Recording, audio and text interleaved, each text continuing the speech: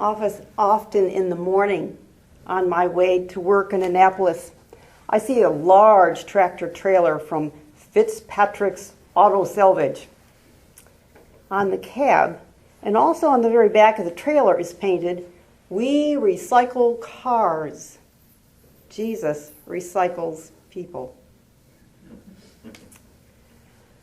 Well, the first time I saw it, I thought it, frankly, was a little hokey. But I had been struggling to find a theme for today, and Wednesday morning I saw this truck and it hit me.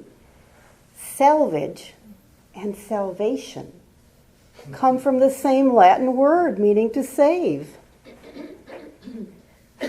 That's what I did in my car. I sat there and went, The coming of Christ is about salvation. And in 2016 terms, it's about the recycling of people. It's about taking us who are broken and making us new, restoring us. You remember the story of creation in Genesis. Everything was good. But 2 short chapters later, evil makes its appearance in the form of disobedience, of shame, of fear. And mankind, like a shiny new car that has been totaled, was wrecked.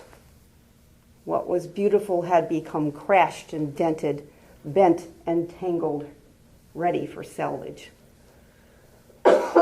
Our first reading today was from the book of Micah. For the most part, this is a frustrated prophet denouncing the crimes and sins of the people of Israel, warning them of destruction if they continue to be disobedient idol worshippers and abusive to each other. And sure enough, Israel did crash right into the wall of the Assyrian army, and the people lived out the wreck of their lives as captives in Babylon. But then we read of the ancient promise to the King David of a son who will save the people. He'll come to protect and shepherd with power and majesty, and peace will return. The rusted ruin of God's people would be refashioned, new and shiny once again. Our psalmist says, "Rouse your power, come and save us. Give us new life, and then we will call on your name." Well, an old Dodge Dart, even though they're trying to make it new, does not become a Rolls Royce without a complete change of design and structure.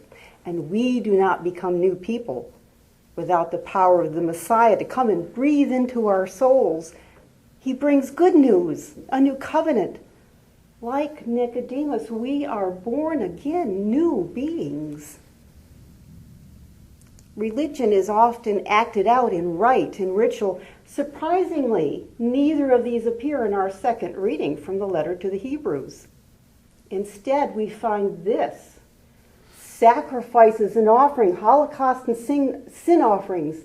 These you neither desired nor delight in. You see, the temple sacrifices never repaired the dents in the fenders of people's lives. They only reminded the people of their collisions. We must come to do the will of God. Our lives must be our gifts to God. We must live our religion, allowing love and gentleness, generosity, and dedication to justice to take over and become the purpose of our lives. This, my friends, is very radical stuff. This is becoming an entirely different vehicle of God's love, making us unrecognizable from what we were. It is what Jesus did. It is the reason to celebrate Christmas. So our gospel begins the Christmas story. We are a people of the story of Christ, and this Sunday, the story begins anew. It never grows old. It always leaves me a little overwhelmed by its intensity. Reading the Nativity for me is like being on the Autobahn as the giant, big old touring cars roar past, and there I stand, me, with my roller skates, trying to keep up. the sheer courage of God to come as a human child into this messed up world of hatred and greed and murder and lies and selfishness. Why he would do that is beyond my farthest imagination of what love is. And then we have these two women, both with child, symbols of weakness and vulnerability, Elizabeth and Mary. They heard that love speak and they embraced it. An unborn child leaped with joy. Every generation since then has revered these three people for their choice to set their lives aside. They heard the voice of love call them, and they were recycled into people that we recognize as different, new. They began to walk a new way. And this week, we prepare to leap with joy. We strain to listen for that call of love. We all, in different ways, yearn to be salvaged, saved, recycled, refurbished for God's work. May the rich and special blessings of this coming week be evident in our lives. Amen.